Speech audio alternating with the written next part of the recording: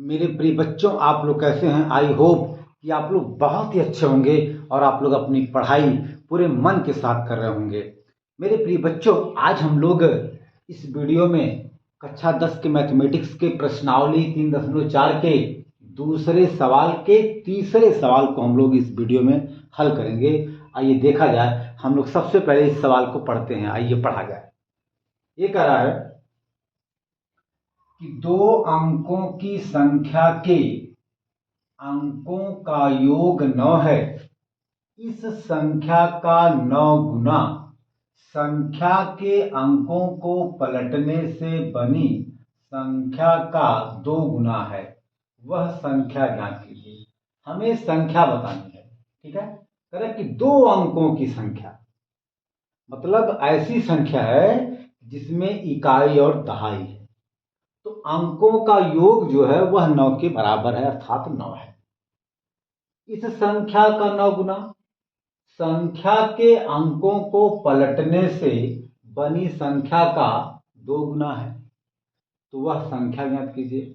तो हम लोग सबसे पहले ये मानेंगे कि माना संख्या का इकाई का अंक y है और दहाई का अंक x है। तो संख्या हो जाएगी x y। ठीक है ना। आइए देखा जाए। जैसे मान लीजिए हम लोग, जैसे आपका ये 12 संख्या है, इसमें 2 अंक है। क्योंकि इसमें ये कह रहा है कि अंकों का योग 9 है, तो हो सकता है कि आपका 45 हो। क्यों? क्योंकि इकाई का अंक 5 है, दहाई का अंक 4 है। तो 5 4 9, इनके अंकों को अगर हम जोड़ेंगे तो 5 4 9 हो जाएगा। तो हम लोग 45 को लिख सकते हैं 4 गुणे 10 प्लस 5। क्योंकि इकाई दहाई, इकाई का मतलब 1, तो 5 में 1 से गुणा होगा। और दहाई, इकाई दहाई, दहाई का स्थान पर 4 है, अर्थात 4 में 10 से गुणा होगा। हम लोग इसको इस रूप में लिख सकते हैं। अगर हम संख्या मान लें x y, ओके, ये इकाई का अंक है, ये दहाई का अंक है। हम लोग इस संख्या को लिख सकते हैं, इस x y को लिख सकते हैं x गुणे 10 प्लस y। क्यों? क्योंकि इकाई के स्थान पे y है और इकाई का मतलब 1 होता है, तो y गुणे 1 हो जाएगा। फिर इकाई और दहाई, दहाई के स्थान पे x है, तो दहाई का मतलब 10 होता है, तो हम लोग x में 10 से मल्टीप्लाई करेंगे। ये संख्या हो जाएगी 10x प्लस y। अगर हम ये मान लें कि माना संख्या का इकाई का अंक y है और दहाई का अंक x है, तो हम लोग इस संख्या x y को इस रूप में लिख सकते हैं। कोई दिक्कत? ठीक है। आइए हम लोग यहां पर सबसे पहले ये लिखेंगे कि माना संख्या के इकाई का अंक y है और दहाई का अंक x है, तो संख्या बराबर हो जाएगी 10x प्लस y। इसी बात को हम लोग यहाँ पे लिखेंगे। तो लिखा जाए, चलिए लिखेंगे। लेकिन सबसे पहले हम लोग लिखेंगे हल। लिखेंगे मान लिया संख्या का इकाई का अंक, संख्या के इकाई का अंक y है तथा दहाई का अंक x है। ठीक है। तो संख्या हो जाएगी भैया, तो संख्या हो जाएगी x y। ठीक है। और इस हम x y को लिख सकते हैं, हमने आपसे बताया कि इकाई दहाई। तो इकाई का मतलब 1, अर्थात y में 1 से मल्टीप्लाई होगा, और दहाई, दहाई का मतलब 10, x में 10 से मल्टीप्लाई होगा, तो हो जाएगा 10x प्लस y। ये आपकी संख्या हो जाएगी। ठीक है, ओके। अच्छा, अब देखिए यहां से लेकर के यहां तक ये पहली शर्त है, तो पहली शर्त पर पहला समीकरण बनेगा। फिर यहां से लेकर के ये यहां तक ये दूसरा शर्त है। ये क्या है? दूसरा शर्त है। तो दूसरे शर्त पर दूसरा समीकरण बनेगा, दूसरा इक्वेशन बनेगा। आइए हम लोग सबसे पहले समीकरण को बनाते हैं। तो लिखेंगे सबसे पहले पहली शर्त के अनुसार, पहली शर्त के अनुसार, भैया पहली शर्त क्या है? पहली शर्त ये है, ये कह रहा है कि दो अंकों की, देखिए सवाल जैसे जैसे कहे आप वैसे वैसे चलिए, ऑटोमेटिक समीकरण बन जाएगा। फिर हम लोग उस समीकरण युग्म को विलोपन विधि से हल कर देंगे और हल करने के बाद उस एक्स वाई के मान को इस संख्या में जब रख देंगे तो हमें वह संख्या प्राप्त हो जाएगी। सीधी सी बात है भाई, ठीक है। चलिए भैया, तो पहली शर्त के अनुसार, पहली शर्त में ये है, ये कह रहा है कि दो अंकों की संख्या के अंकों का योग, अंकों का योग 9 है। इसमें भैया पहला अंक मतलब इकाई का अंक y है, दहाई का अंक x है, तो इनके अंकों का योग हो जाएगा x प्लस वाई बराबर 9 भैया, पहला इक्वेशन। मेरी बात समझ में आई? ओके, अच्छा। अब दूसरी शर्त क्या है? अरे भैया ये इकाई का अंक है y, ये दहाई का अंक है, ये दोनों अंक है, इनके अंकों का योगफल अर्थात x प्लस वाई बराबर 9 है, यह सवाल में दिया गया है। ठीक है, अब चलेंगे दूसरी शर्त के अनुसार। दूसरी शर्त के वेरी वेरी सिंपल बाबू, बहुत सिंपल। दूसरी शर्त के अनुसार क्या है?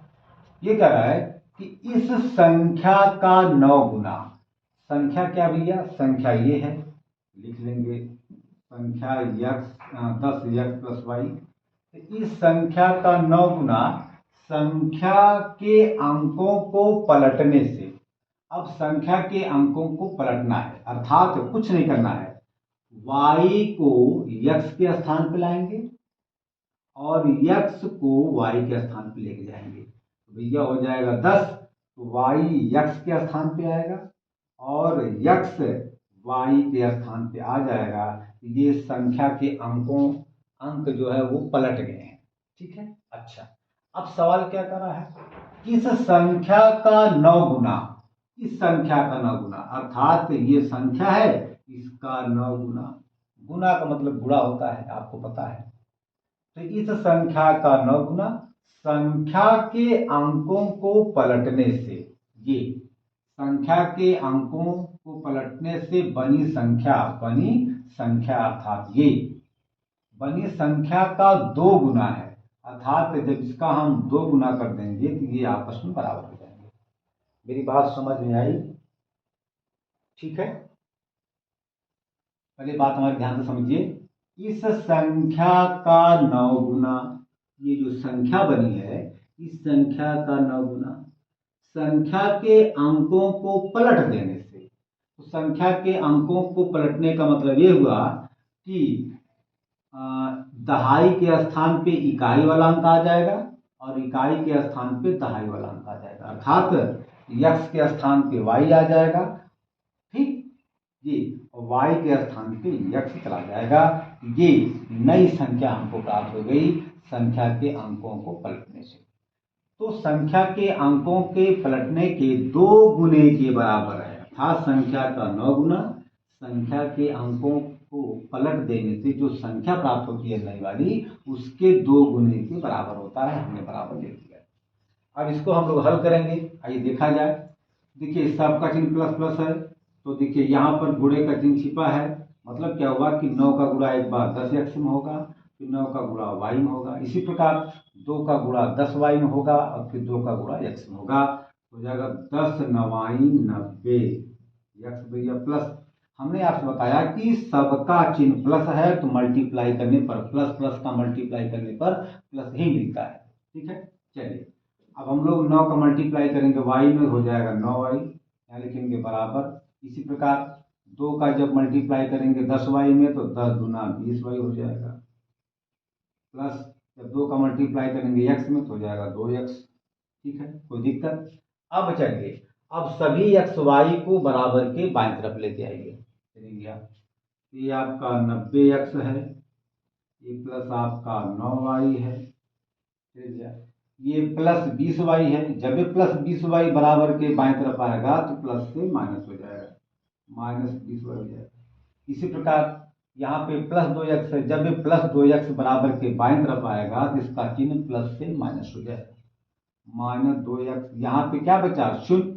अरे भाई जब टोटल का टोटल ये पोर्शन, ये संख्या जब बराबर के बाएं तरफ आ गई, यहाँ पे क्या बचा, शून्य बचा। चलिए इसको हम लोग हल करते हैं।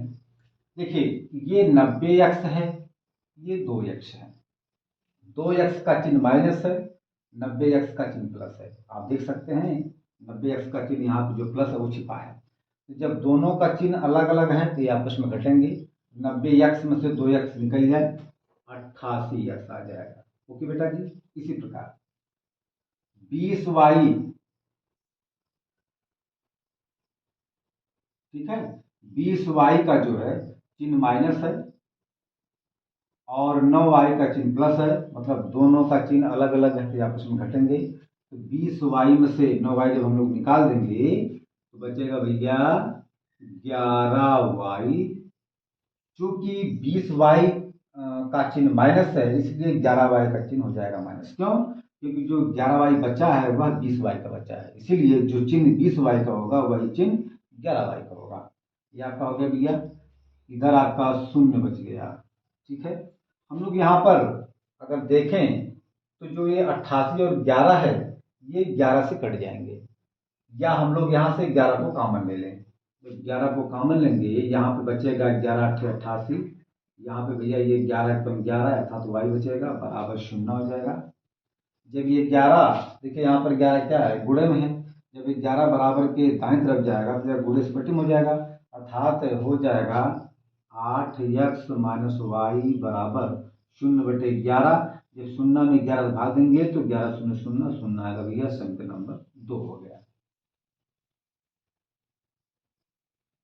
ठीक, कोई दिक्कत? अच्छा, अब हम लोग जो है समीकरण नंबर 1 और 2 को हल करेंगे। हल करने के बाद अच्छा, हम लोग समीकरण नंबर 1 और 2 को विलोपन विधि से हल करेंगे क्योंकि ये सवाल में कहा गया है। ठीक है, तो चलिए भैया इसको विलोपन विधि से हल करें।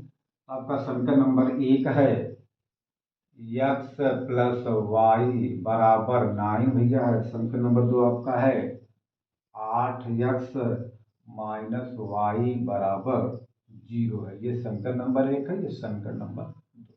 ध्यान दीजिए, विलोपन विधि में क्या करते हैं कि किसी एक, दोनों समीकरण के किसी एक चर पद को गायब कर देते हैं, और वह चर पद तभी गायब होगा जब उन चर पदों का गुणांक एक समान हो और उनके चिन्ह विपरीत हो।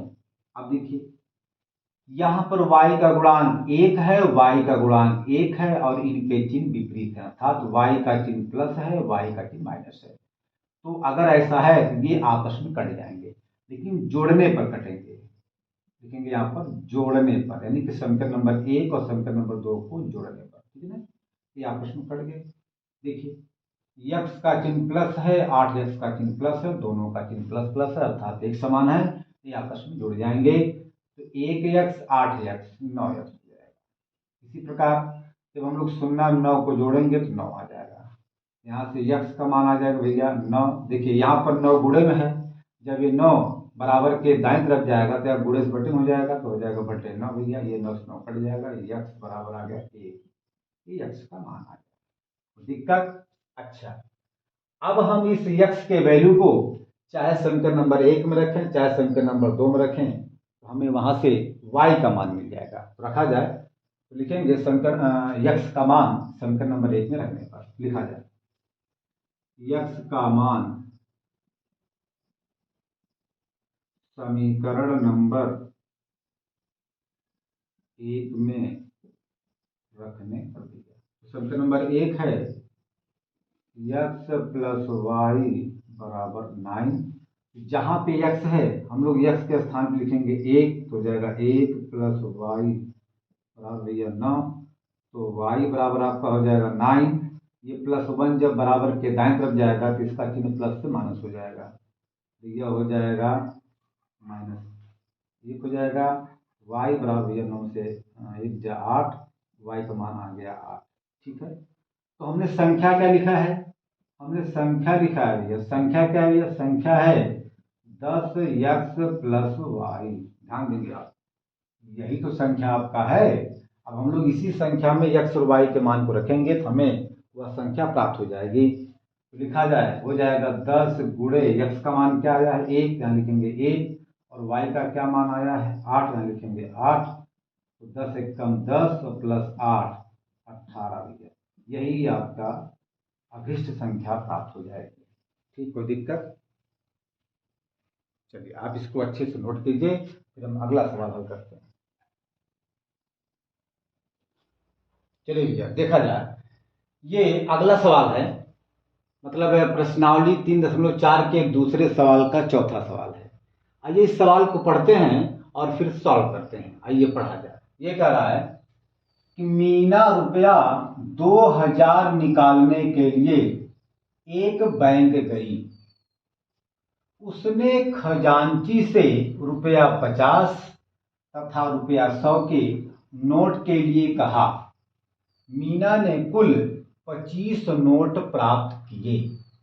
ज्ञात कीजिए कि उसने रुपया 50 और रुपया 100 के कितने कितने नोट प्राप्त किए।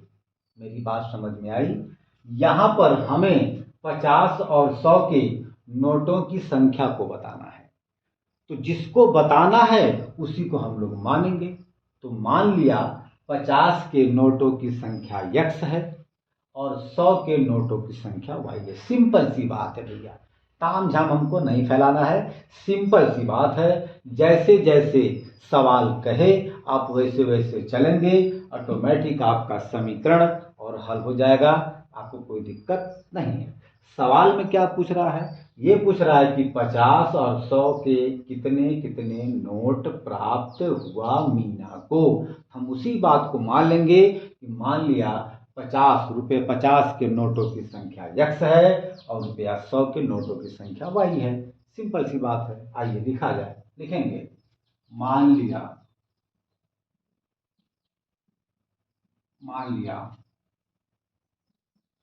रुपया 50 के नोटों की संख्या बराबर x है तथा रुपया 100 के नोटों की संख्या y है। तो दिक्कत? चलिए देखिए, यहां से लेकर के ये यहां तक, यहां से ये यहां से लेकर के ये यहां तक के पहला शब्द है, फिर यहां से लेकर के यहां तक ये दूसरा शब्द है। ठीक है, हमने आपसे बताया कि प्रत्येक शर्त पर अलग अलग समीकरण बनता है। ठीक है, चूंकि यहाँ पे दो शर्त है तो दो समीकरण बनेंगे और हम उन्हीं दोनों समीकरणों को विलोपन विधि से हल करके वहां पर, ठीक है, x और y के मान को निकालेंगे। हमने यहाँ पे मान लिया कि हमने मान लिया कि रुपया 50 के नोटों की संख्या x है और रुपया 100 के नोटों की संख्या y है। लिखेंगे पहली शर्त के अनुसार, अकॉर्डिंग टू फर्स्ट कंडीशन। पहली शर्त के अनुसार दिया क्या है देखा जाए। ये कह रहा है कि मीना रुपया 2000 निकालने के लिए एक बैंक गई। उसने खजांची से रुपया 50 तथा रुपया 100 के नोट के लिए कहा। यानी कि मिला जुला के 50 वाली नोट और 100 वाली नोट दोनों को मिला करके टोटल रुपया 2000 बनता है। तो चूंकि 50 के नोटों की संख्या क्या है x, तो टोटल 50 वाला रुपया हो जाएगा 50x। इसी प्रकार प्लस 100 के नोटों की संख्या y है तो टोटल 100 वाला रुपया हो जाएगा 100y। और ये सभी मिला करके ये 2000 के बराबर है। क्या मेरी बात समझ में आई? देखिए टोटल रुपया तो 2000 है। अगर हम 50 वाली 100 वाली नोटों को आपस में इकट्ठा करके उसको काउंट करें, गिने, तो वह 2000 रुपया आएगा। चूंकि हमने ये माना है कि माना 50 रुपए वाली नोटों की संख्या x है, तो अगर हम 50 वाली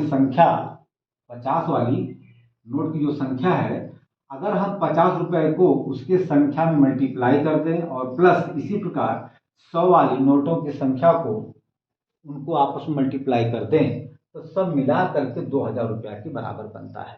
आप यहाँ पे देख सकते हैं। ठीक है, अब हम थोड़ा इसे और सिंपल करेंगे। इसे हम लोग हल कर सकते हैं। क्यों? क्योंकि आप देख सकते हैं ये 50, ये भी 50, ये भी 50 से कट जाएगा। हम लोग यहाँ पे 50 को कॉमन ले सकते हैं भैया जी। तो यहाँ पे x बचेगा। देखिए कॉमन का मतलब भाग होता है, आपको पता है। जब हम लोग यहाँ 50 को कॉमन लेंगे, यहाँ पे बचेगा x। अर्थात भैया जब हम इसमें 50 x में 50 से भाग देंगे तो हमें x मिलेगा।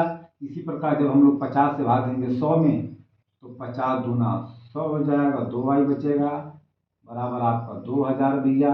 ये 50 गुणे में है, जब ये 50 बराबर के दाएं तरफ जाएगा तो यह गुणे से बटे में हो जाएगा x प्लस 2y बराबर भैया 2000 बटे 50 करेंगे। ये शून्य शून्य से कट जाएगा, 5 एकम 5 और 5 चौके 20 आ जाएगा भैया x प्लस 2y बराबर भैया आ जाएगा 40। संख्या नंबर 1। कोई दिक्कत? चलिए भैया, अब हम लोग इसी प्रकार अब चलेंगे दूसरी शर्त के अनुसार। ठीक है, लिखा जाए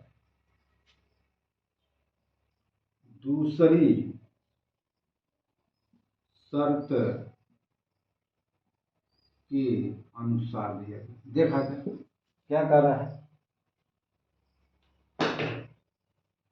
ये कह रहा है कि मीना ने कुल 25 नोट प्राप्त किए। अर्थात अगर हम नोटों की संख्या को जोड़ दें तो उसका योगफल 25 के बराबर आएगा। 50 रुपए के नोटों की संख्या x है, 100 रुपए के नोटों की संख्या y है। अगर इन नोटों की संख्याओं को हम आपस में जोड़ दें तो वह 25 के बराबर हो जाता है। ठीक है, हो जाएगा भैया जी x प्लस वाई बराबर 25। ये आपका हो जाएगा समीकरण नंबर 2। चलिए भैया, अब जो है अब हम लोग समीकरण नंबर 1 और 2 को हल करेंगे। आइए हल किया जाए। तो आपका समीकरण नंबर 1 है x प्लस 2y बराबर भैया 40 है, और समीकरण नंबर 2 है x प्लस वाई बराबर है भैया 25। क्या है? 25। समीकरण नंबर 1 है, समीकरण नंबर 2 है। चलिए, अब हम इसे जो है विलोपन विधि से हल करेंगे। आपको पता है कि विलोपन विधि से हल करने के लिए किसी एक चर पद का चिन्ह विपरीत होना चाहिए और उनके गुणांक समान होना चाहिए। यहाँ पे y का गुणांक 2 है, y का गुणांक 1 है, तो यहाँ से बात तो बनेगी नहीं। यहाँ हम लोग देख सकते हैं कि x का गुणांक 1 है, x का गुणांक 1 है, मतलब दोनों का गुणांक समान है। लेकिन दोनों का चिन्ह एक समान है, तो दोनों का चिन्ह विपरीत होना चाहिए, जबकि यहाँ पे एक समान है। तो अर्थात अगर इस x का चिन्ह माइनस हो जाए तो ये आपस में कट जाएंगे। तो x के चिन्ह को माइनस बनाने के लिए हम लोग समीकरण नंबर 1 में से समीकरण नंबर 2 को घटाएंगे। तो जिस समीकरण को घटाते हैं उस समीकरण का चिन्ह बदल जाता है, ये आपको पता है। लिखेंगे यहाँ पर घटाने पर इसका चिन्ह प्लस है तो हो जाएगा माइनस, इसका चिन्ह प्लस है तो हो जाएगा माइनस, इसका चिन्ह प्लस है तो हो जाएगा माइनस। ये भैया आपस में कट जाएंगे। ठीक है, आपको पता है ना कि भाई x का चिन्ह प्लस, x का चिन्ह माइनस, दोनों का चिन्ह अलग अलग है तो आपस में घटते हैं, तो एक x में से एक x निकल जाए शून्य, अर्थात इसको हम काट सकते हैं। यहाँ ये 2y का चिन्ह प्लस है, y का चिन्ह माइनस है, अर्थात दोनों का चिन्ह अलग अलग है तो आपस में घटेंगे। तो 2y में से एक y निकल जाए भैया 1y। चूंकि जो ये y बचा है ये 2y का बचा है और 2y का चिन्ह प्लस है, इसलिए y का चिन्ह प्लस रहेगा जो कि छिपा है। बराबर लिखेंगे 40 का चिन्ह प्लस 25 का चिन्ह माइनस, मतलब दोनों का चिन्ह अलग अलग है तो आपस में घटेंगे। तो 40 में से 25 निकल जाए भैया 15 आ जाएगा। कोई दिक्कत? ठीक, ये y का मान आ गया। अब हम इस y के मान को चाहे समीकरण नंबर 1 में रखें चाहे समीकरण नंबर 2 में रखें, हमें वहां से x की वैल्यू मिल जाएगी। आइए हम लोग अपनी इच्छा के अनुसार y के मान को समीकरण नंबर 2 में रखते हैं। लिखा जाए, लिखेंगे y का मान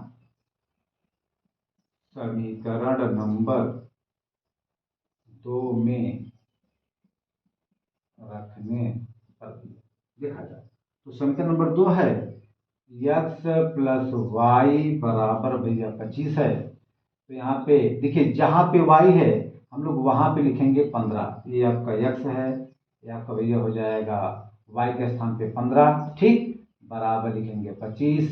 तो x बराबर आपका हो जाएगा भैया 25। अब ये प्लस 15 जब बराबर के दाएं तरफ जाएगा तो इसका चिन्ह प्लस से माइनस हो जाएगा, भैया हो जाएगा -15। x बराबर भैया हो जाएगा 25 में से 15 जाए, 5 में से 5 जाए 0, 2 में से 1 जाए 1 भैया, ये आ गया 10। ठीक है, ठीक भैया, कोई दिक्कत? चलिए, अर्थात यहाँ पर हमने यहाँ पर देखिए x का मान आ गया 10 और y का मान आ गया 15, y का मान आ गया 15। तो ये चीज है।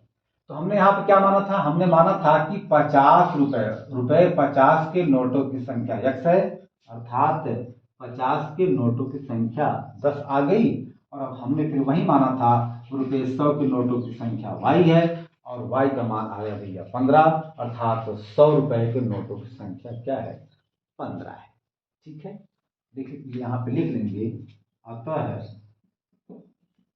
रुपया 50 के नोटों की संख्या बराबर x का मान 10 है और 100 के नोटों की संख्या बराबर 15 है। ये आप ध्यान दें, ठीक है। ये आपका सवाल हल हो जाता है। अब आप इस सवाल को बहुत अच्छे से नोट कीजिए, फिर हम इस प्रश्नावली के अंतिम सवाल को इस वीडियो में हल करते हैं। आप इसको नोट कीजिए। चलिए भैया, ये प्रश्नावली 3.4 का अंतिम सवाल है। आइए हम लोग इस सवाल को बहुत प्यार से पढ़ते हैं और फिर हल करते हैं। आइए पढ़ा जाए। ये कह रहा है कि किराए पर पुस्तकें देने वाली किसी पुस्तकालय का प्रथम 3 दिनों का एक नियत किराया है। यानी कोई एक पुस्तकालय है, उस पुस्तकालय का प्रथम 3 दिन का कोई एक फिक्स किराया है, भाड़ा है। इसके बाद प्रत्येक अतिरिक्त दिन का अलग किराया लगता है। अगर 3 दिन के बाद आप और रखना चाहते हैं, और दिन अपने पुस्तक को उस पुस्तकालय में रखना चाहते हैं, तो उसका किराया अलग लगेगा। ठीक है। सरिता ने 7 दिनों तक एक पुस्तक रखने के लिए रुपया 27 अदा किए। तो सरिता ने अपना पुस्तक उस पुस्तकालय में कहा कि हम 7 दिन तक रखेंगे। इसके लिए पुस्तकालय वाले ने कहा कि आपको 27 रुपया देना पड़ेगा। इसी प्रकार सुशी ने एक पुस्तक 5 दिनों तक रखने के लिए 21 रुपया अदा किया। तो सुशी ने पुस्तकालय को कहा, पुस्तक जो उसका मालिक था उससे कहा कि हम अपना पुस्तक 5 दिन के लिए रखना चाहते हैं। तो पुस्तकालय वाले ने कहा कि भैया हमें आप 21 रुपया दे दीजिए। सवाल क्या कर रहा है कि नियत किराया तथा प्रत्येक अतिरिक्त दिन का किराया ज्ञात कीजिए। मतलब यहाँ पर हमें जो 3 दिन का जो फिक्स जो नियत किराया है उसे हमें बताना है, और 3 दिन के बाद जो प्रत्येक दिन का जो भाड़ा लगता है, जो किराया लगता है, उसे हमें बताना है। हम लोग उसी को मान लेंगे। माना नियत किराया x है और प्रत्येक अतिरिक्त दिन का किराया y है। हमें सीधी सी बात इसी को लिखना है, हमें तामझाम नहीं फैलाना है। आइए लिखा जाए। हम लोग सबसे पहले लिखेंगे हल। ठीक बेटा जी, लिखेंगे माना या मान लिया नियत किराया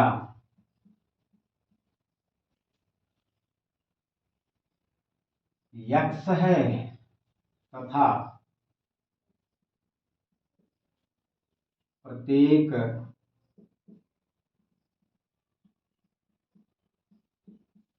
अतिरिक्त दिन का किराया वाई है। ठीक है, कोई दिक्कत? चलिए, मेरी बात समझ में आई। अच्छा, अब देखिए, अब हम लोग देखिए यहां से लेकर के यहां तक ये पहला शब्द है। अब हम पहली शर्त के अनुसार चलेंगे, हमें वहां से पहला समीकरण प्राप्त होगा। ये कह रहा है कि सरिता ने 7 दिनों तक एक पुस्तक रखने के लिए ₹27 अदा किया। यानी कि हम लोग सबसे पहले लिखेंगे पहली शर्त के अनुसार, पहली शर्त के अनुसार देखिए 7 दिन, तो 7 दिन के लिए जो है, ठीक है, सरिता ने अपना एक पुस्तक पुस्तकालय में रखा, उसके लिए उसे ₹27 देना पड़ा। चलिए गया, तो 7 दिन में तो 3 दिन फिक्स है, ठीक, 3 दिन का तो किराया फिक्स है। शेष दिन जो बचता है 4 दिन, उसका हमें जो है हमने माना है, मतलब हमने माना है कि 3 दिन का जो किराया है, जो नियत किराया है वह यक्स है, और प्रत्येक दिन का किराया उसके बाद जो प्रत्येक दिन पड़ता है उसका किराया हमने माना वाई। तो 4 दिन का है, तो जब एक दिन का अतिरिक्त किराया वाई है तो 4 दिन का अतिरिक्त किराया हो जाएगा 4 वाई। और ये 3 दिन का तो किराया फिक्स है, क्या है, यक्स है, तो 3 दिन का भैया किराया यक्स जो कि फिक्स है, प्लस 4 दिन का किराया।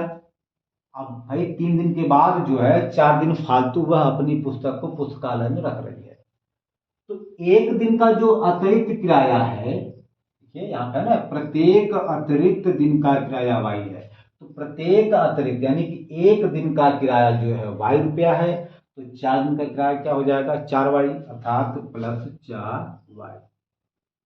ठीक, इन दिनों का मिलाकर के टोटल मतलब 7 दिन का किराया मिलाकर के उसे ₹27 देना पड़ रहा है। समीकरण नंबर 1 हो गया। कोई दिक्कत? मेरी बात समझ में आई? अरे भैया, 7 दिन के लिए सरिता अपने एक पुस्तक को पुस्तकालय में रखती है, उसके लिए उसे ₹27 देना पड़ता है। तो 7 दिन में पहले आप 3 दिन को निकाल लीजिए जो कि फिक्स है। सवाल में कह रहा है ना कि 3 दिनों के लिए नियत किराया है, तो 7 में से जब हम 3 निकालेंगे तो 3 दिन का नियत किराया हमने यक्स माना है, यहाँ पे यक्स लिख दिया, बाकी 4 दिन का फालतू पड़ रहा है, तो एक दिन का अतिरिक्त किराया क्या है वाई, तो 4 दिन का अतिरिक्त किराया हो जाएगा 4y, दोनों का योगफल दोनों रुपये सब सब टोटल रुपया मिलाकर के 27 के बराबर आएगा। ये आपका हो गया समीकरण नंबर 1। इसी प्रकार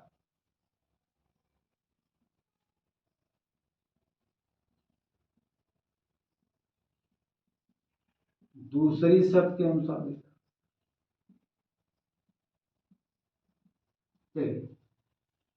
कह रहा है कि देखिए दूसरा शर्त यहां शुरू है, यहां से ये यहां से शुरू है भैया, ये यहां तक, ठीक है। ये कह रहा है कि जबकि सुशी ने एक पुस्तक 5 दिनों तक रखने के लिए ₹21 अदा किए भैया, 5 दिन, ठीक है। चलिए, तो सबसे पहले 5 दिन में 3 दिन को निकाल लीजिए जो कि अतिरिक्त है, जो कि फिक्स है। 5 दिन में सबसे पहले आप 3 दिन का तो भाड़ा निकाल लीजिए जो कि बिल्कुल नियत है, फिक्स है इसका भाड़ा।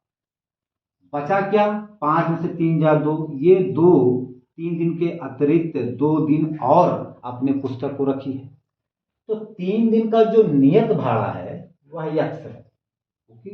इसके बाद बाकी 2 दिन का क्या होगा भाड़ा, तो एक दिन का भाड़ा ₹y है, देखिए है ना, तथा प्रत्येक अतिरिक्त दिन का किराया y है, तो मैंने प्रत्येक यानी कि रोज का किराया y है, तो 2 दिन फालतू है तो 2y हो जाएगा। जब एक दिन का किराया y है तो 2 दिन का किराया क्या हो जाएगा 2y, यानी कि प्लस 2y, और ये टोटल मिला करके वह ₹21 देती हुई है। समीकरण नंबर 2 यहाँ लिखिए। यहाँ लिखेंगे, इसको यहाँ लिखेंगे क्योंकि दिखाई नहीं दे रहा है। ये देखिए, ये आपका यह 5 दिन है, तो 5 दिन में पहले आप 3 दिन को निकाल लीजिए जिसका किराया बिल्कुल नियत है। बचा क्या दिन? 2 दिन, 5 में से 3 गया 2, तो 3 दिन का तो किराया बिल्कुल फिक्स है, क्या है? यक्स है। ठीक, इसके बाद 3 दिन के बाद 2 दिन फालतू हो रहा है। ठीक है, अब एक दिन, ये क्या, ये अतिरिक्त दिन है, यानी कि प्रत्येक अतिरिक्त दिन का किराया वाई है, तो 2 दिन का क्या हो जाएगा?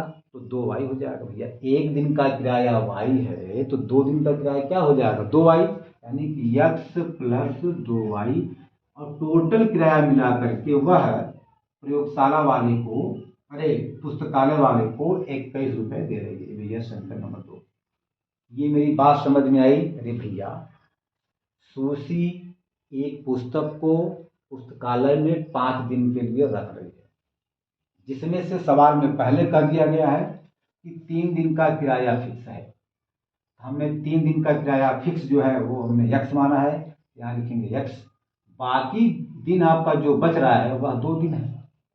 चूंकि एक दिन का किराया, इसके लिए एक दिन का जो किराया है वह वाई है, तो 2 दिन के लिए किराया हो जाएगा भैया 2 वाई, यानी कि यक्स प्लस 2 वाई, और टोटल मिला करके 5 दिन के लिए वह 21 रुपये पुस्तकालय को दे रही है। तो यक्स प्लस 2 वाई बराबर 21। ठीक है, ये आपका समीकरण नंबर 2 है।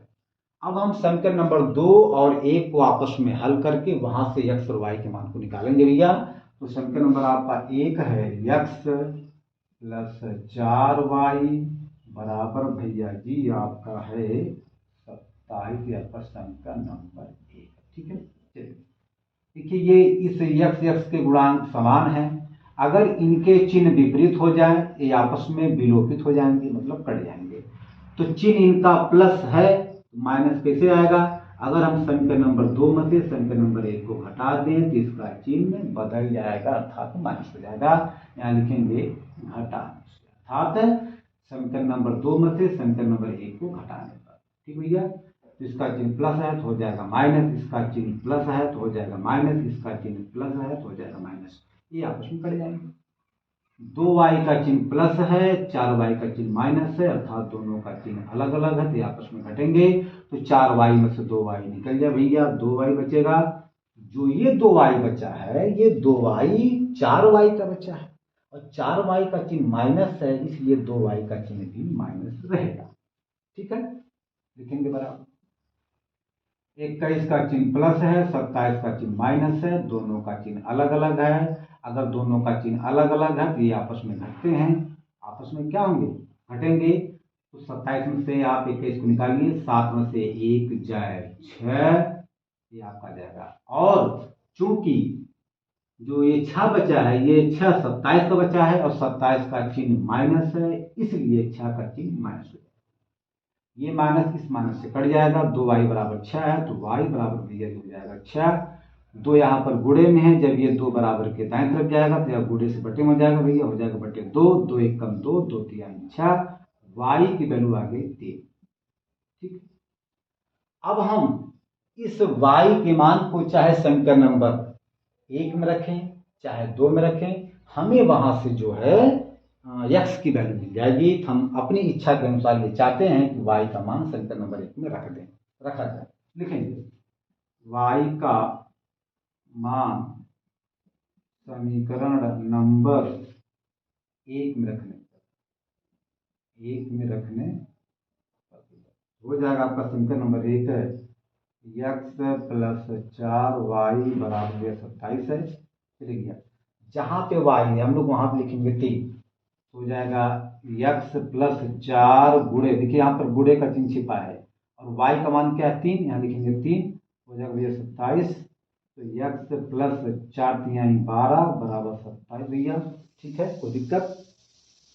चलिए, अब हम इसी चीज को देखिए, हम इसे यहां से मिटाएंगे क्योंकि हमारे पास जगह नहीं है। ये इसको मिटा दें। ओके, चलिए, अब हम जो है देखिए, अब हम चाहते हैं कि ये +12 बराबर के दाएं तरफ चला जाए। तो ये +12 जब बराबर के दाएं तरफ जाएगा तो इसका चिन्ह प्लस से माइनस हो जाएगा। तो भैया जी हो जाएगा x बराबर 27 - 12।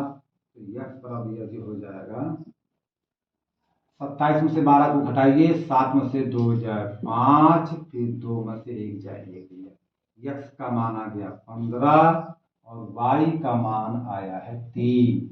हमने क्या माना है? हमने माना था कि माना नियत किराया x है, अर्थात x ये क्या है? नियत किराया है, नियत किराया है। और फिर हमने उसके बाद जो अतिरिक्त किराया है वह हमने माना था y, यानी प्रत्येक दिन का अतिरिक्त किराया क्या है? 3 रुपया। ये क्या है? अतिरिक्त किराया है, अतिरिक्त किराया किराया, ठीक है, किराया किराया, ठीक है ना। तो ये आपका हो गया। तो प्रश्नावली 3.4 का यहाँ पे अंत होता है। अब हम अगले जो है वीडियो में प्रश्नावली 3.5 के सवाल को हम लोग बहुत प्यार से हल करेंगे भैया। इसके लिए आपको बहुत बहुत धन्यवाद जो है। और आज हम अपनी वीडियो का यहीं पे अंत करते हैं। आप लोग अपनी पढ़ाई पूरे मन के साथ कीजिए, ठीक है। धन्यवाद।